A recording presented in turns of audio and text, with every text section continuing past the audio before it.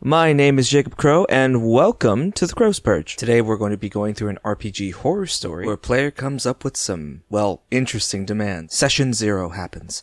Everyone arrives. One guy pipes up, and here's his list of demands. He wants an atheist setting where the gods aren't real, but the player characters don't know it. Okay, check. He wants every religious authority figure evil in the game. He wants to insist that science should be good, and the church and religion should be evil no matter what, even if the gods in the setting are good. Okay, sounds pretty neckbeardy so far. He demands that women shouldn't be able to fight because this is medieval times. He wants capitalism to be promoted as the most successful system ever. He doesn't want feminism as an issue in his games, and all genders should be seen as equal. Wait, what the I'm pretty sure that's a contradiction, but whatever, we'll keep going. He doesn't want transgender people seen in his game, but LGBT people are okay. When I confront him, he says he wants a world that fits his belief system, and that everything is politics, so why not make it comfortable for him? He knew exactly what he was going to go through when he read my setting book, and the prick comes to negotiate the game so he can play. This happened in 2018. Why do I get the feeling that this is the same man who asks why doesn't a katana allow you to use dexterity for its attack and damage bonuses? You see, it is because he is not strong,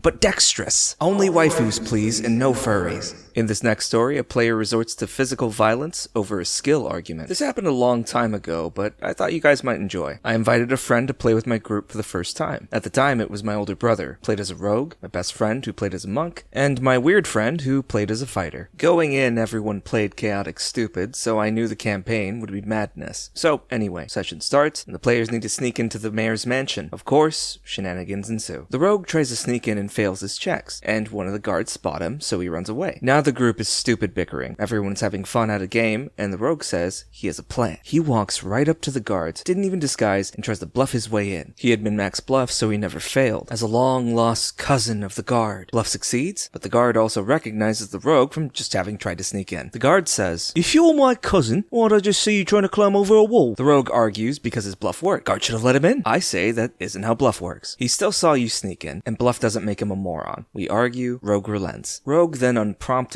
rolls another bluff, and his bluff is, "Well, you didn't actually see me sneak in. You've never seen me before." Ooh. Guard fails, of course, and I tell him that the guard won't let him in because bluff is not mind control, and it is not a Jedi mind trick. The guard's memory has not been wiped. He just believes that you firmly believe what you're saying. Dude, I wouldn't even let him roll at this point. He might even think you are his cousin, but he isn't letting you in. Rogue freaks out. He yells that I ruined his character, that I'm railroading the campaign, and that I'm a horrible DM. Argument involves everyone at first, but pretty soon, Rogue is literally screaming at me. It escalates, and now we are standing up, yelling at each other, and then out of nowhere, Rogue pulls back and punches me square in the face. Needless to say, the campaign ended, and my friend sarcastically said, "Thanks for the invite." It would be somewhere around 5 years before I would play another game with my brother. He didn't punch me the next time, thankfully. And for the third and final one. This next story is titled God DM NPCs, Anti-Derail Larva, and KO Poison. A recipe for disaster. Now that's good cooking. Joining with a friend in an Underdark campaign. Be me, Paladin/Bard Halfling. My friend, Half-Drow Sorcerer. Starting level 6.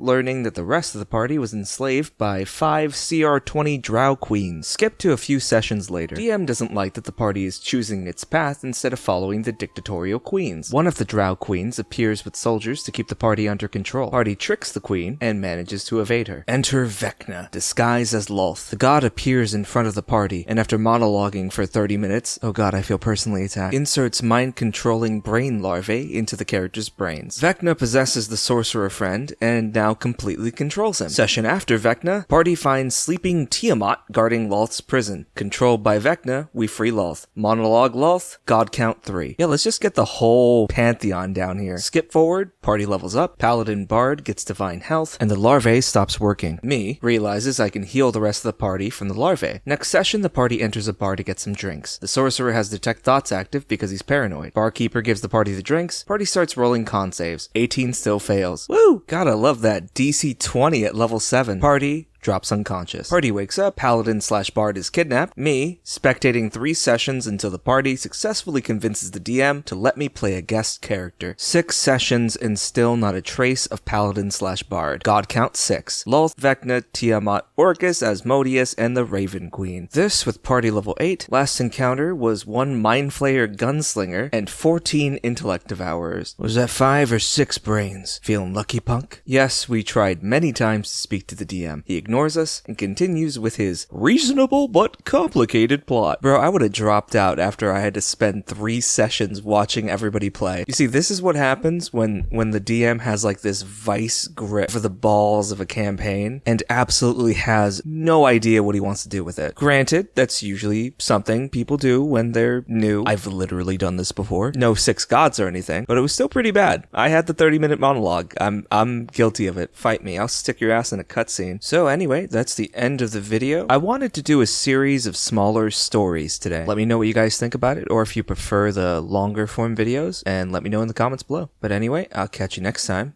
as the crow flies.